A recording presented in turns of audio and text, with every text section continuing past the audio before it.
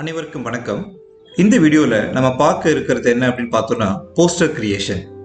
ஆசிரியர்கள் பாடம் சார்ந்த முக்கிய கருத்துக்களை, அதாவது அவுட்லைன் கீ இன்ஃபர்மேஷன் அப்படின்றத ஒரு போஸ்டர் வடிவில் குழந்தைங்களுக்கு ரொம்ப எளிமையாக காட்ட முடியும். 10ஆம் வகுப்பு ஆங்கிலத்தில் போஸ்டர் கிரியேஷன், அதுக்கும் மதிப்பெண்கள் 5 மதிப்பெண்கள் இருக்கு. அட்வர்டைஸ்மெண்ட் போன்ற விஷயங்களை குழந்தைங்களுக்கு ரொம்ப எளிமையாக இந்த மாதிரி உருவாக்கி காட்ட முடியும். நம்ம பள்ளியில் இருக்கக்கூடிய ஃபங்க்ஷன்ஸ், ஆனுவல் டேவாக இருக்கட்டும், இல்லை ஸ்போர்ட்ஸ் டேவாக இருக்கட்டும், இல்லை வேற எந்த விழாக்கள் சார்ந்த ஒரு போஸ்டரை குழந்தைகளுக்கு நோட்டீஸ் போர்டில் நம்ம வைக்க முடியும். இந்த போஸ்டரை உருவாக்குவதற்கு பவர் பாயிண்ட் மூலியமா உருவாக்க முடியும், வேர்ட்ல உருவாக்கலாம், போட்டோஷாப் மூலியமா பண்ண முடியும், கேன்வா மூலியமா பண்ண முடியும். இது மாதிரி பல டூல்ஸ் இருக்கு. இந்த வீடியோவில் கேன்வா அப்படின்ற ஒரு ஆன்லைன் வெப் டூலை பயன்படுத்தி எப்படி ரொம்ப எளிமையா ஒரு போஸ்டரை கிரியேட் பண்ண போறோம் அப்படின்றத பார்க்கலாமா? இதுக்கு கூகுள் ஓபன் பண்ணிக்கிறோம். கூகுளில் கேன்வா, CANVA கேன்வா அப்படின்றத முதல்ல நம்ம கொடுத்து சர்ச் பண்றோம். சர்ச் பண்ண பிறகு நமக்கு இந்த மாதிரி ரிசல்ட் பேஜ் கிடைக்கும். இந்த ரிசல்ட் பேஜில் ஃபர்ஸ்ட் லிங்க் இருக்கு பாருங்க, இந்த canva.com அப்படின்றத கிளிக் பண்ணிக்கிறோம். இதை கிளிக் பண்ண உடனே இப்போ நீங்க பார்த்துட்டு இருக்கக்கூடிய இந்த ஹோம் பேஜ் முதல்ல கிடைக்கும். இந்த கேன்வால ஒர்க் பண்றதுக்கு முன்னாடி நமக்கு என்ன தேவை அப்படின்னா ஒரு அக்கௌண்ட் நம்ம கிரியேட் பண்ணியிருக்கணும். ஸோ அதுக்கு இந்த லாகின், சைன் அப் அப்படின்ற இந்த 2 விஷயங்களை பயன்படுத்த முடியும். லாகின் அப்படின்றது ஏற்கனவே நமக்கு கேன்வால ஒரு அக்கௌண்ட் இருந்துச்சு அப்படின்னா நம்மளுடைய மெயில் ஐடி, பாஸ்வேர்ட் கொடுத்து லாகின் பண்றதுக்கு இந்த லாகின் பயன்படுத்தலாம். அல்லது முதல் முறையாக அந்த கேன்வாவை இப்போதான் நீங்க பயன்படுத்த ஆரம்பிக்கிறீங்க அப்படின்றப்ப ஒரு அக்கௌண்ட் கிரியேட் பண்றதுக்கு நம்ம இந்த சைன் அப் அப்படின்ற இந்த பட்டனை நம்ம கிளிக் பண்ணணும். சைன் அப் பட்டன் கிளிக் பண்ண உடனே அடுத்ததா இப்ப நீங்க இந்த திரையில பார்த்துட்டு இருக்கிற மாதிரியான விஷயங்கள் தோன்றும். இதுல கண்டினியூ வித் கூகுள் அப்படின்னு கிளிக் பண்ணிட்டு டைரக்டா உங்க கூகுள் அக்கௌண்ட் மூலியமாகவும் இதை நீங்க அக்சஸ் பண்ணலாம். இல்லைன்னா கீழே கண்டினியூ வித் இமெயில் கொடுத்துருக்கு, நீங்க இமெயிலை மேனுவலா என்ட்ரி பண்ணியும் அதன் மூலமாகவும் பண்ண முடியும். இப்போ நான் கண்டினியூ வித் கூகுள் அப்படின்னு நான் கிளிக் பண்ணிக்கிறேன். இதுல நம்ம எந்த கூகுள் அக்கௌண்ட் பயன்படுத்த விரும்புறோமோ அதை நம்ம கிளிக் பண்ணிட்டு அதன் மூலியமா நம்ம இந்த கேன்வா அக்கௌண்ட்ல ஒரு அக்கௌண்ட்டை கிரியேட் பண்ண முடியும். இப்ப நம்மளுடைய அக்கௌண்ட்டை பயன்படுத்தி இதுல லாகின் பண்ணியாச்சு. வலது பக்கத்து ஓரத்துல நம்மளுடைய லாகின் இன்ஃபர்மேஷன் இங்க காட்டும். இப்ப நீங்க பார்த்துட்டு இருக்கிறது இந்த கேன்வா வெப் டூலுடைய ஹோம் பேஜ். இப்ப நம்ம ஒரு போஸ்டர் கிரியேட் பண்றதுனால டைரக்டா இங்க இருக்கக்கூடிய கிரியேட் எ டிசைன் அப்படின்ற இந்த பட்டனை நான் கிளிக் பண்றேன்.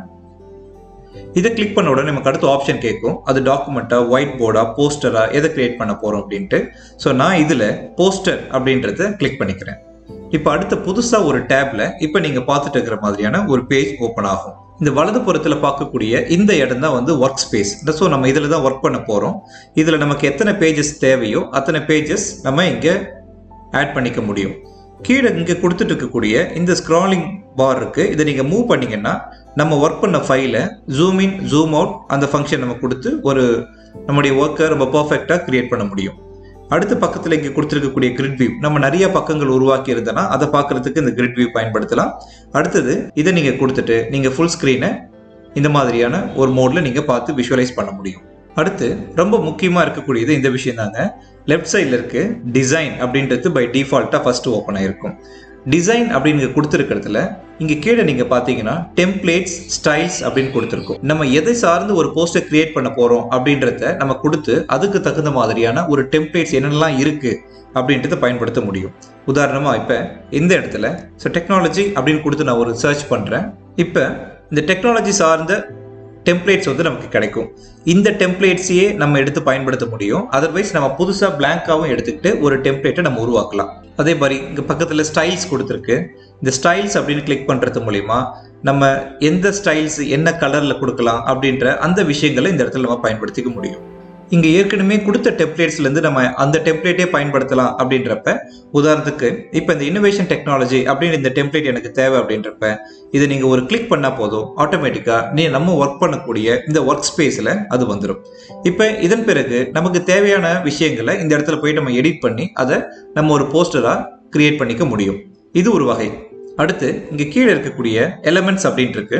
இந்த எலமெண்ட்ஸை கிளிக் பண்ணிட்டோம் அப்படின்னா இந்த டெக்னாலஜி சார்ந்த விஷயங்களோ, இல்லை நமக்கு என்ன ஷேப்ஸ் எதாவது தேவை, இல்லை கிராஃபிக்ஸ் எது தேவை அப்படின்ற இந்த விஷயங்கள் எல்லாத்தையுமே நம்ம இந்த இடத்துல சர்ச் பண்ணி எடுத்துக்க முடியும். அடுத்து இங்க டெக்ஸ்ட் அப்படின்னு கொடுத்துருக்கு. இந்த டெக்ஸ்ட் மூலியமா நம்மளுடைய போஸ்டர்ல ஒரு டெக்ஸ்ட் பாக்ஸ் கொடுத்து ஒரு புதுசா ஒரு டெக்ஸ்ட் ஆட் பண்ணணும் அப்படின்றதுக்கு இங்க ஆட் ஏ டெக்ஸ்ட் பாக்ஸ் அப்படின்றத கிளிக் பண்றது மூலியமா நம்ம டெக்ஸ்ட் இங்க ஆட் பண்ண முடியும். அடுத்தது முக்கியமான ஒரு விஷயம் இங்க அப்லோட்ஸ். இந்த அப்லோட் அப்படின்றது நம்ம ஏற்கனவே நம்மளுடைய கம்ப்யூட்டரில் ஸ்டோர் பண்ணி வச்சிருக்கக்கூடிய ஒரு படமாக இருக்கட்டும் இல்லை ஒரு லோகோவாக இருக்கட்டும் அதை உள்ளே கொண்டு வரணும்னு நினச்சோம் அப்படின்னா இந்த அப்லோட்ஸ் அப்படின்ற பட்டனை கொடுத்து நம்ம அப்லோட் பண்ணிக்க முடியும். அடுத்து நம்ம கைகளாலேயே வந்து நம்ம அழகாக ஏதாவது நீங்கள் எழுதி காட்டுறீங்க இல்லை படம் வரைஞ்சி காட்டுறீங்க அப்படின்னு உங்களுக்கு தேவைப்பட்டுச்சு அப்படின்னா இந்த ட்ரா அப்படின்ற டூலை பயன்படுத்தி இங்கே இருக்கக்கூடிய டூல்ஸ், எரேசர் இந்த மாதிரி விஷயங்களை நம்ம இங்கே பயன்படுத்தலாம். அடுத்தது ப்ராஜெக்ட்ஸ் அப்படின்னு இருக்கு. ஸோ இது வரைக்கும் நம்முடைய கணக்கில் கிரியேட் பண்ண ப்ராஜெக்ட்ஸ் எல்லாமே இந்த இடத்துல இருக்கும். ஸோ அதை இந்த ப்ராஜெக்ட்ஸ் மூலிமா நீங்கள் கிளிக் பண்ணிங்கன்னா இங்கே நீங்கள் வியூ பண்ணிக்க முடியும். இப்போ பிளாங்காக ஒரு டெம்ப்ளேட் எடுத்து நம்ம ஒரு போஸ்டர் கிரியேட் பண்ணலாமா? ஸோ அதுக்கு as usual first create design கொடுக்குறேன். அடுத்தது இந்த போஸ்டர் அப்படின்றத நம்ம கிளிக் பண்ணிக்கிறோம். அடுத்து ஒரு புது டேப்ல நமக்கு இந்த மாதிரி டிசைன்ஸ் கிடைக்கும். அடுத்து இப்போ இருக்கக்கூடிய இந்த டெக்ஸ்ட் அப்படின்றத நான் கிளிக் பண்ணிக்கிறேன். இதில் ஆட் ஏ டெக்ஸ்ட் பாக்ஸ் அப்படின்னு கொடுத்துருக்கு. இல்லை நீங்கள் ஒரு ஹெட்டிங் கொடுக்க போறீங்க அப்படின்னா டைரெக்டாக நீங்கள் ஆட் ஏ ஹெட்டிங் அப்படின்னு கூட கிளிக் பண்ண முடியும். இப்போ இந்த ஆட் ஏ ஹெட்டிங் கொடுத்த உடனே இந்த ப்ளூ கலர் ஹைலைட் ஆகிறத நீங்கள் பார்த்துருக்கலாம். இப்போ இதில் நமக்கு தேவையான என்ன டெக்ஸ்ட் தேவையோ அதை அடிக்கிறோம். இப்போ உதாரணத்துக்கு இப்போ கல்ச்சுரல் ஃபெஸ்ட் 2024 அப்படின்றத இப்போ நாங்கள் கொடுத்துக்கிறேன். கொடுத்த பிறகு இதை நீங்கள் டைப் பண்ண ஆரம்பிச்ச உடனே மேலே நீங்கள் பார்க்கலாம் எந்த ஃபாண்ட் உங்களுக்கு வேணும், அது எந்த சைஸில் வேணும், என்ன கலரில் வேணும், அது போல்டாக இருக்கணுமா இல்லை இட்டாலிக்ஸாக இருக்கணுமா, அதனுடைய அலைன்மெண்ட் சார்ந்த விஷயங்கள் எல்லாமே இங்கே இருக்குது. இதை பற்றி நம்ம நிறைய விஷயங்கள் நம்ம முன்னாடியே பார்த்துருக்கோம். ஸோ இப்போ இதில் நான் கிளிக் பண்ணுறேன். கிளிக் பண்ணிவிட்டு இப்போ இங்கே நமக்கு எந்த ஃபாண்ட்டில் வேணும் அப்படின்ற மாதிரி கேட்கும். இப்போ நம்ம இதில் இருந்து ஒரு குறிப்பிட்டு இப்போ எனக்கு உதாரணமாக இப்போ ஹாரிசன் அப்படின்ற எனக்கு இந்த ஃபாண்ட் வேணும் அப்படின்றப்ப இந்த ஃபாண்ட் நம்ம கிளிக் பண்ணிக்கிறோம். ஸோ இந்த ஃபாண்ட் ரொம்ப சைஸ் பெருசாக இருக்குது அப்படின்னு நான் நினைக்கிறேன். ஸோ அதனால் இங்கே போயிட்டு நான் என்ன செய்ய முடியும் அப்படின்னா இதை கிளிக் பண்ணுறது மூலிமா இந்த ஃபாண்ட்டோடைய சைஸை இந்த மாதிரி கிளிக் பண்ணி நீங்கள் கொடுக்கலாம். அதர்வைஸ் நீங்கள் டைரெக்டாக இங்கே போயிட்டு நமக்கு தேவையான ஃபாண்ட் சைஸ் வந்து நம்ம கொடுத்து அதை நம்ம இங்கே கொண்டு வர முடியும். அடுத்து இப்போ கலர் வந்து இங்கே பார்த்தீங்கன்னா இப்போ பிளாக்ல பை டிஃபால்ட்டாக பிளாக் கலரில் இருக்குது. ஸோ இதை செலக்ட் பண்ணிவிட்டு இந்த டெக்ஸ்ட் கலர் அப்படின்னு கொடுத்து நம்ம எந்த கலரில் இந்த ஃபாண்ட்டை நீங்கள் மாற்றணும்னு நினைக்கிறீங்களோ அந்த மாதிரி கொடுத்துட்டு இந்த ஃபாண்ட் கலரை இந்த மாதிரி நீங்கள் மாற்ற முடியும். சரிங்க, தலைப்பு கொடுத்தாச்சு. அடுத்து இதுக்கு தேவையான ஒரு சில இமேஜ் நம்ம உள்ளே கொண்டு வரணும் இல்லைங்களா? அதுக்கு நம்ம ஏற்கனவே சொன்ன மாதிரி நம்ம டைரெக்டாக இங்கே இருக்கக்கூடிய எலமெண்ட்ஸை பயன்படுத்தி தேட முடியும். அதர்வைஸ் நம்ம டவுன்லோட் பண்ணி வச்சிருக்கக்கூடிய அந்த இமேஜை இந்த போஸ்டரில் கொண்டு வரணும் அப்படின்னா இந்த அப்லோட்ஸ் அப்படின்ற பட்டனை கிளிக் பண்ணுறோம். அடுத்தது இங்கே அப்லோட் ஃபைல்ஸ் அப்படின்னு இருக்கும். ஸோ அந்த அப்லோட் ஃபைல்ஸ் அப்படின்றத கிளிக் பண்ணிக்கிறேன். இப்போ நம்மளுடைய கணினியில் அது எங்கே இருக்குது அப்படின்றத நம்ம போய் சூஸ் பண்ணிக்கணும். உதாரணத்துக்கு இப்போ நான் டெஸ்க்டாப் சூஸ் பண்ணுறேன்.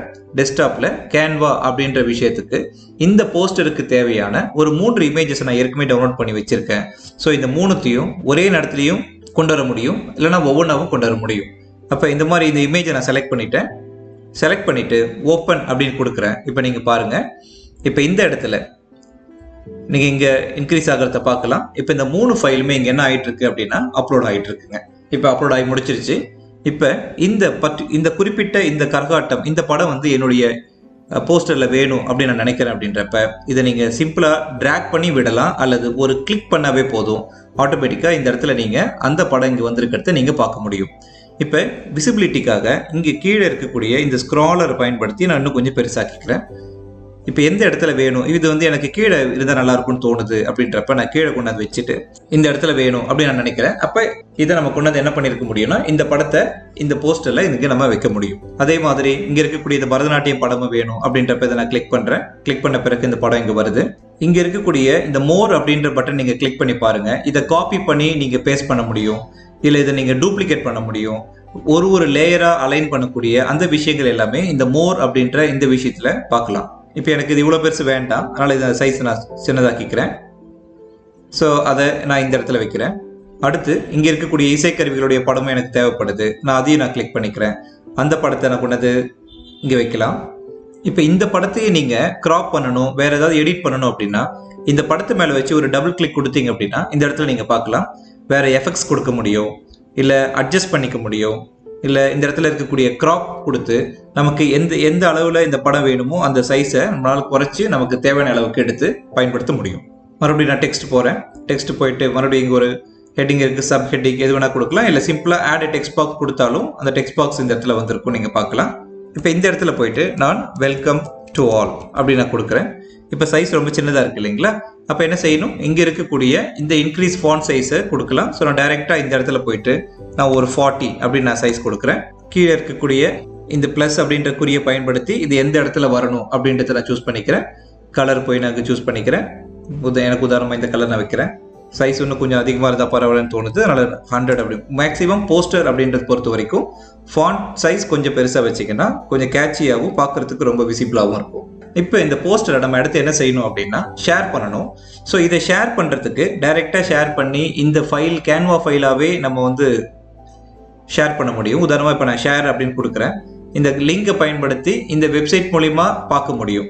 இல்லை இது ஒரு இமேஜ் ஃபைலாக நீங்கள் ஷேர் பண்ணணும்னு நினைக்கிறீங்க அப்படின்றப்ப இங்கே ஃபைல் அப்படின்றத கிளிக் பண்ணிவிட்டு இந்த இடத்துல இருக்கக்கூடிய டவுன்லோட் அப்படின்ட்டு இருக்கு இல்லைங்களா, அப்போ இந்த டவுன்லோட் அப்படின்றத கிளிக் பண்ணிவிட்டு ஒரு பிஎன்ஜி ஃபைலாக என்ன பண்ண முடியும்னா இந்த டவுன்லோட் பட்டன் கொடுக்குறப்ப இப்போ நம்ம கிரியேட் பண்ண இந்த ஒரு ஃபைல் வந்து நம்ம இதை கிளிக் பண்ணி ஓப்பன் பண்ணலாம். ஸோ இப்போ இந்த ஒரு போஸ்டரை ரொம்ப எளிமையாக குறைஞ்ச நேரத்தில் நம்ம என்ன பண்ண முடியும்னா இந்த மாதிரி அழகான போஸ்டரை கிரியேட் பண்ண முடியும். இது மாதிரி எண்ணற்ற போஸ்டர்ஸை நம்முடைய க்ரியேட்டிவிட்டியை யூஸ் பண்ணி நமக்கு தேவையான விஷயங்களை உள்ளே கொண்டு வந்து இல்லை இருக்கக்கூடிய விஷயங்களையே வந்து நம்ம பயன்படுத்தி ஒரு அழகான போஸ்டரை நம்ம கிரியேட் பண்ணிக்க முடியும். இது ஆங்கிலத்தில் மட்டும் இல்லாமல் இந்த மாதிரி நம்மளுடைய தமிழ் மொழியிலையும் ரொம்ப அழகாக இந்த போஸ்டரை கிரியேட் பண்ண முடியும். இந்த வீடியோவில் இது வரைக்கும் ஒரு போஸ்டர் எப்படி ரொம்ப எளிமையாக கிரியேட் பண்ணுறது அப்படின்றத பார்த்தோம். இதை வகுப்பறை செயல்பாடுகள்லையும் இல்லை பள்ளி சார்ந்த செயல்பாடுகளிலும் நீங்கள் பயன்படுத்தி உங்களுக்கு தேவையான போஸ்டரை எளிமையான முறையில் உருவாக்கி பயன்படுத்தி பாருங்கள். நன்றி.